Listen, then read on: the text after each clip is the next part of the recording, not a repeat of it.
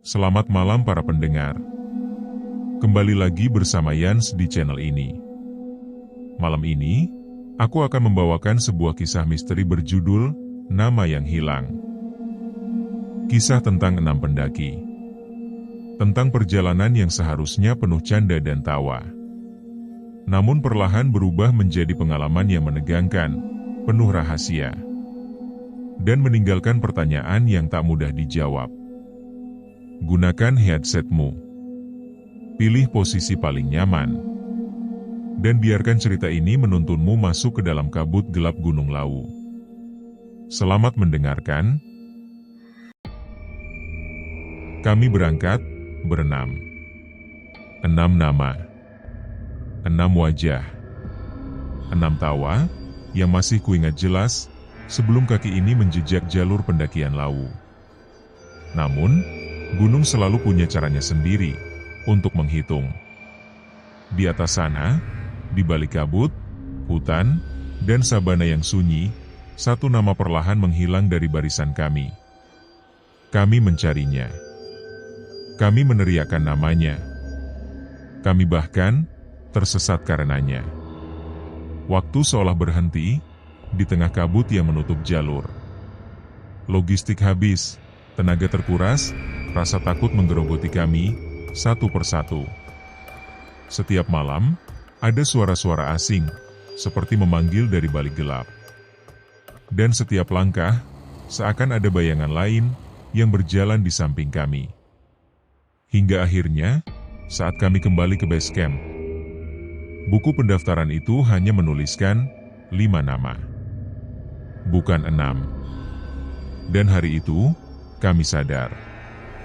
Sejak awal, seharusnya memang hanya ada 5 di antara kami yang benar-benar mendaki. 1 nama hilang. Bukan karena tersesat, tetapi karena ia telah meninggalkan dunia, jauh sebelum kami menapakkan kaki di gunung itu. Malam itu, Sekretariat Himpunan Pecinta Alam di kampus kami tampak lebih ramai dari biasanya. Lampu neon di langit-langit menyala redup, menyoroti tumpukan carrier berwarna-warni yang bersandar di dinding. Bau mie instan dan kopi sachet bercampur dengan wangi jaket outdoor yang baru saja dicuci. Ada rasa bersemangat yang khas setiap kali sebuah pendakian besar akan dimulai. Aku, Naya, duduk di salah satu kursi plastik, menatap jam di dinding yang sudah melewati pukul 8 malam. Jantungku berdebar, bukan karena takut, tapi karena perjalanan yang sudah lama kami tunggu akhirnya akan dimulai. Checklist dulu, jangan sampai ada yang ketinggalan, suara Raka terdengar tegas dari tengah ruangan. Ia adalah yang paling tua di antara kami, senior di himpunan, wajahnya keras tapi tatapannya tenang. Usianya 2 tahun lebih dewasa, dan justru itu yang membuat semua orang menaruh hormat padanya. Di sampingnya, Maya sedang menulis sesuatu di buku catatan. Ia memang tipikal orang yang tak bisa tenang kalau sesuatu tidak rapi. Rambutnya dikuncir ekor kuda, kacamata bulat bertengger di wajahnya, dan ekspresinya serius sekali. Kompor, nesting, logistik, sudah kucek, katanya singkat. Tinggal bagi air. Ferry, si paling heboh, langsung menyahut. Air gampang. Yang penting jangan lupa gitar. Masa naik gunung tanpa musik? Ia terkekeh, menepuk-nepuk gitar kecil yang digantungkan di tasnya. Ferry, ini pendakian serius, bukan camping ceria, potong Maya dengan nada setengah kesal. Ferry dan Maya 2 orang dari tim kami, yang selalu membuat pendakian kami selalu ramai dan tidak membosankan. Terkadang mereka seperti kucing dan tikus di dalam film kartun anak, Tom and Jerry. Selalu ribut tapi jika kami kehilangan salah satu dari mereka membuat perjalanan menjadi sepi.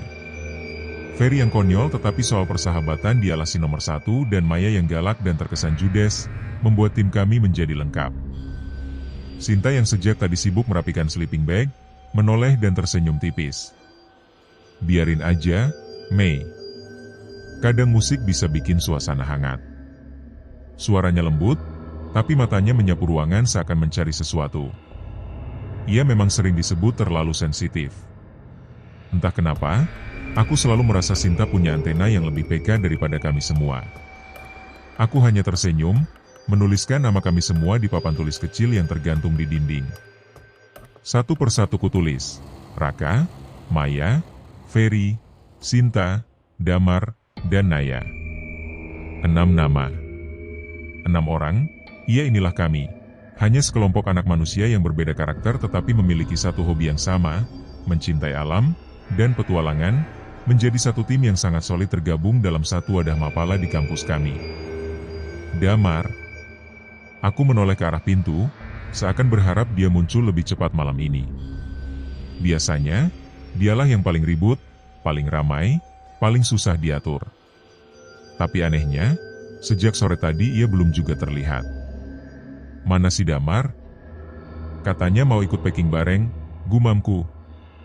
Biasa, telat. Ferry terkekeh, lalu melanjutkan, mungkin lagi rayu cewek dulu sebelum berangkat. Aku ikut tersenyum, tapi dalam hati ada sedikit keganjilan. Damar memang sering telat, tapi tidak pernah benar-benar hilang begini. Raka merogoh ponselnya. Naya, coba hubungi dia. Aku sudah coba 2 kali, tapi tidak aktif. Aku mengangguk, menekan nomor Damar. Sama seperti sebelumnya, nada sambung tidak terdengar, hanya suara operator. Nomor yang Anda tuju sedang tidak aktif. Sinta tiba-tiba berkomentar lirih, aneh. Padahal sore tadi aku masih lihat story WhatsApp-nya. Udahlah, nanti juga nongol sendiri. Damar itu kan modelnya begitu. Gak bisa diatur, tapi selalu muncul tepat waktu kalau sudah jalan, Ferry menimpali. Raka mendengus, lalu menepuk tangannya keras-keras untuk menarik perhatian. Oke. Semua barang sudah siap. Kita berangkat malam ini juga. Besok pagi kita sudah harus sampai base camp Ceto. Jadi, kita beneran ninggalin Damar? Tanyaku pelan. Semua terdiam sejenak. Suasana yang tadinya hangat mendadak menegang. Maya menutup bukunya, lalu berkata, kalau kita nunggu terus, bisa telat daftar simaksi. Base camp suka penuh kalau musim liburan. Kita nggak bisa gambling. Betul, sahut Raka cepat. Kalau Damar beneran ikut, dia bisa nyusul pakai kendaraan umum atau ojek.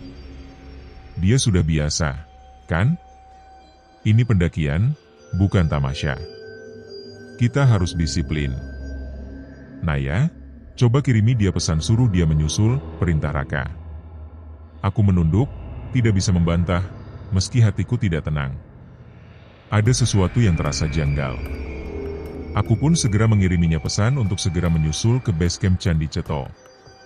Mar, kita berangkat sekarang. Kamu nyusul ke base camp Ceto ya? Kita tunggu di sana. Pesan terkirim, tapi centang 1. Masih nggak aktif, kataku lirih. Percaya aja, Ferry mencoba mencairkan suasana. Pasti nanti pas sampai base camp, dia udah nunggu sambil ketawa-ketawa. Kami semua akhirnya sepakat. Carrier diangkut ke bagasi mobil sewaan, kompor dan logistik dicek ulang, lalu satu persatu kami masuk ke dalam mobil. Ketika mesin menyala, aku menoleh sekali lagi ke arah pintu sekretariat. Kosong. Tidak ada tanda-tanda Damar. Mobil perlahan keluar dari halaman kampus, meninggalkan cahaya lampu neon yang semakin mengecil di kejauhan. Malam Yogyakarta terasa lebih dingin dari biasanya. Di kursi tengah, Sinta bersandar pada jendela, matanya sayu. Ia berbisik pelan, hampir tak terdengar. Tapi, aku merasa Damar sudah bersama kita. Aku menoleh cepat, tapi Sinta sudah memejamkan mata. Mungkin ia hanya mengantuk. Namun kalimat itu menempel di kepalaku sepanjang perjalanan, seperti gema yang tidak mau hilang. Mobil sewaan itu melaju keluar dari gerbang kampus, meninggalkan jalanan yang mulai sepi. Lampu-lampu kota Yogyakarta memantul di kaca jendela, perlahan tergantikan oleh gelapnya jalan lintas yang menuju arah timur. Aku duduk di kursi tengah, diapit Maya dan Sinta. Raka mengambil posisi di kursi depan samping sopir, sementara Ferry sudah memonopoli kursi belakang, rebahan dengan gitar di pangkuannya. Perjalanan baru dimulai, tapi suasana di dalam mobil terasa campur aduk. Ada yang semangat, ada yang cemas. Besok, kita sampai base camp sekitar subuh, kata Raka sambil menatap jalan lurus di depan. Kalau lancar, kita bisa langsung daftar simaksi pagi-pagi. Pantes kamu maksa berangkat malam ini, Ferry menyahut dari belakang. Aku kira biar romantis jalan-jalan malam. Romantis sama kamu? Amit-amit, balas Maya ketus. Tawa kecil pecah di dalam mobil, sedikit mencairkan suasana. Aku menatap layar ponselku. Pesan untuk Damar masih centang 1. Belum ada tanda-tanda dibaca. Kamu masih mikirin Damar, nah? Tanya Sinta lirih, matanya mengarah ke layar ponselku. Aku hanya mengangguk. Biasanya dia nggak kayak gini. Selalu ribut, selalu nyebelin. Tapi, nggak pernah ngilang begini. Tenang aja, sela Ferry, menepuk-nepuk sandaran kursi depan. Besok dia nongol di base camp sambil ketawa. Pasti deh, taruhan sama aku. Kalau nggak nongol gimana? Potong Maya dengan nada datar. Hening sejenak. Suara mesin mobil terdengar lebih jelas, bersahut dengan desir angin yang masuk dari celah jendela. Kalau nggak nongol, berarti dia nggak niat ikut. Sesederhana itu, jawab Raka tanpa menoleh. Suaranya tegas, tapi dingin. Aku menghela napas, menatap keluar jendela. Jalanan sudah semakin lengang, hanya ada sesekali truk melintas dari arah berlawanan. Di kejauhan, samar-samar terlihat garis pegunungan gelap yang membentang. Jam di ponselku menunjukkan pukul 11 malam. Ferry tiba-tiba menggenjreng gitarnya pelan, menyanyikan lagu gunung yang sering kami dengar. Suaranya sengau, tapi entah kenapa malam itu terdengar menenangkan. Jangan nyanyi keras-keras, tegur Maya. Nanti sopirnya ngantuk. Sopir hanya tersenyum lewat kaca spion. Gak apa-apa, Mbak. Malah enak ada hiburan. Sinta yang duduk di sampingku merapatkan jaketnya. Nah, kamu dingin gak? Tanyanya pelan. Lumayan, jawabku sambil menarik resleting jaket. Sinta menghela napas, lalu menatap keluar. Aku nggak tahu kenapa, tapi jalan malam selalu bikin aku nggak tenang. Terlalu sepi. Kayak ada yang ngikutin dari jauh.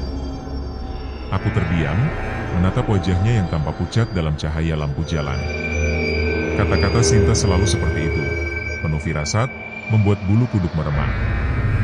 Udah, Sin, jangan bikin merinding, sela Ferry cepat. Kita baru mulai perjalanan, jangan bawa suasana horor dulu. Tapi serius, Sinta menoleh padanya. Kalian gak ngerasa? Maya mendesah kesal. Yang kamu rasain itu sugesti. Malam, sepi, otomatis otak bikin-bikin halusinasi. Udah biasa. Raka, yang sejak tadi diam, akhirnya bicara. Cukup. Fokus aja sama perjalanan. Gak usah mikirin yang aneh-aneh. Mobil terus melaju. Lampu kota makin jarang, digantikan kegelapan jalan pegunungan. Di luar sana, kabut tipis mulai turun, menempel di kaca jendela. Aku bersandar, mencoba memejamkan mata. Tapi di balik kelopak, terngiang kata-kata Sinta. Kayak ada yang ngikutin dari jauh. Entah kenapa, bayangan Damar muncul lagi di kepalaku. Seolah-olah dia memang ada bersama kami, duduk di kursi kosong yang seharusnya ditempati seseorang. Aku menggigil pelan. Mungkin hanya sugesti. Atau mungkin, memang ada satu sosok tambahan yang diam-diam ikut bersama kami malam itu.